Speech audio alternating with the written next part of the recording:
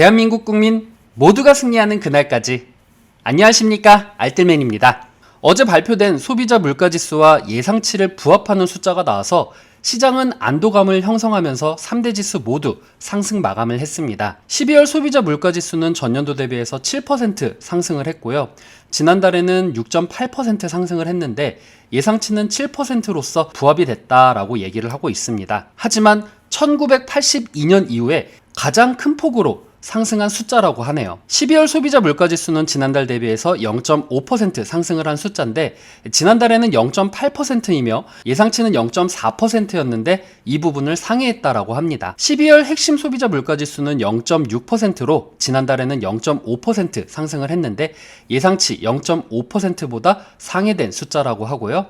근원 CPI 같은 경우에는 5.5%로 지난달 4.9%보다 높은 수치면서 예상치 5.4%에 부합되는 숫자라고 합니다. 이로 인해서 다우지수는 0.11%, S&P 500은 0.28%, 나스닥은 0.23%, 원달러 환율은 0.13%, 그리고 빅스 지수는 마이너스 4.29% 하락을 했고요.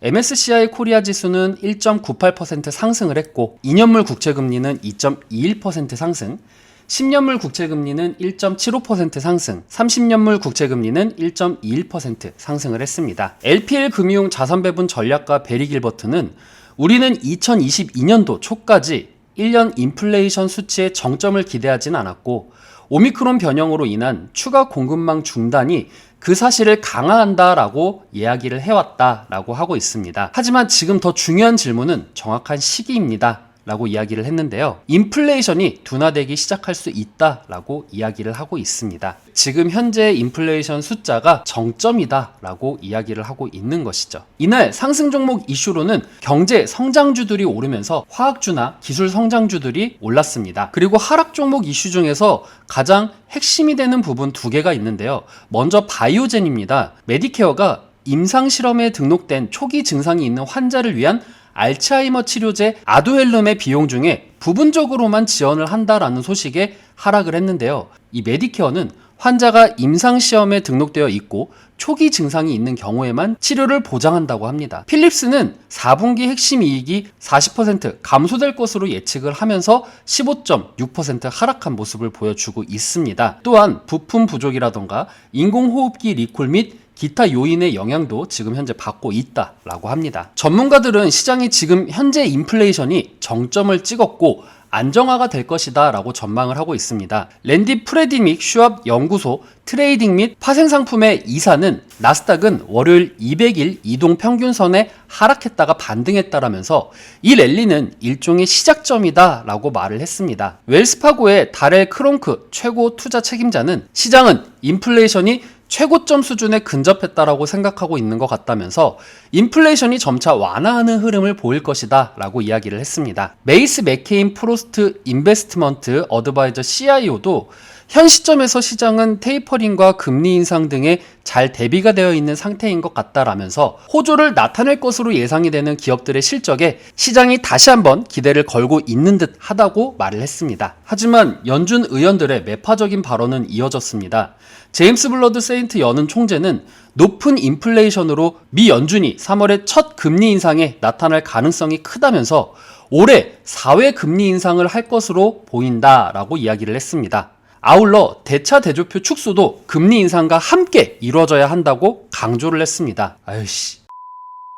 로레타 메스터 클리블랜드 연은 총재는 경제가 현 추세를 유지하면 연준이 오는 3월 기준금리를 인상하는 것을 지지한다라고 이야기를 했습니다.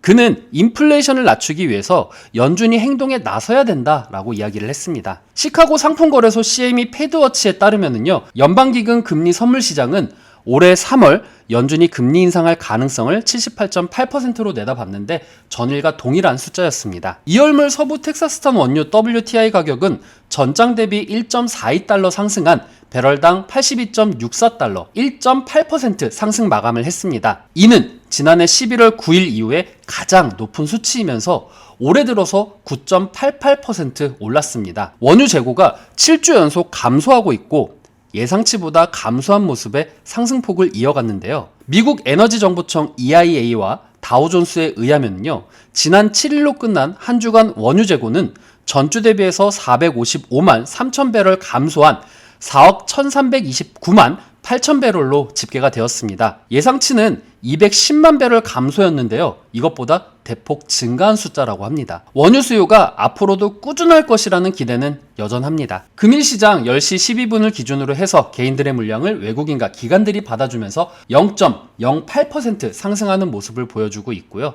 코스닥 같은 경우에는 개인이 사고 외국인들이 매도를 하는 모습을 보이면서 0.75% 하락하는 모습을 보여주고 있습니다. 금일 시장은 예상치 범위 안에서 인플레이션 지표가 나왔기 때문에 시장의 안정적인 흐름은 이어질 것이다 라고 생각을 합니다. 원달러 환율이 1200원 이하인 점과 10년물 국채만기 수익 역시 안정적인 흐름을 보이는 것도 좋은 호재라고 생각을 합니다. 하지만 주의를 할 부분은 연준의 입장입니다. 만일 오늘 CPI 지수가 예상치보다 더 높게 나왔고 제임스 블러드 총재의 말처럼 3월 금리 인상과 동시에 4번의 금리 인상, 그리고 대차대조표도 같이 축소를 해야 된다라는 언급은 시장에 엄청나게 큰 충격을 주었을 겁니다. 전일 파월 의장의 연말 대차대조표 축소안은 반대되는 입장이기 때문입니다. 파월이 11월, 12월에 대차대조표 축소를 해야 된다라고 주장한 반면에 제임스 블러드 총재는 3월에 대차대조표 축소까지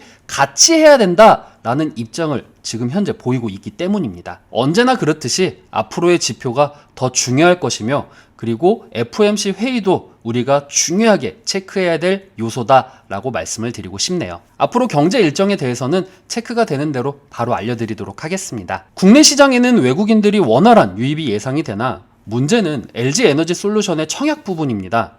어제 기사에서 기관 수요 예측이 일경이 몰렸다는 소식을 보고 이번엔 저 역시 LG에너지솔루션을 한 주도 못 받을 수도 있겠구나 라는 생각이 들었는데요.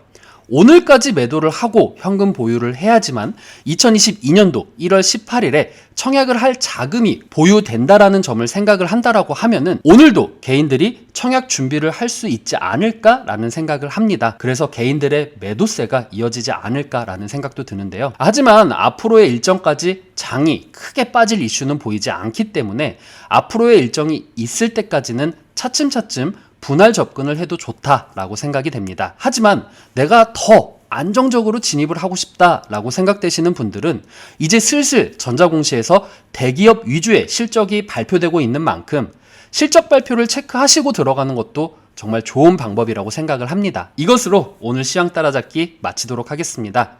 오늘의 내용 괜찮았다 생각되시는 분들은 하단에 구독과 좋아요, 알람 설정을 눌러주시면 제가 영상을 만드는데 큰 힘이 될 것 같습니다. 언제나 여러분들의 성공 투자를 기원합니다. 시청해주신 여러분들 감사합니다.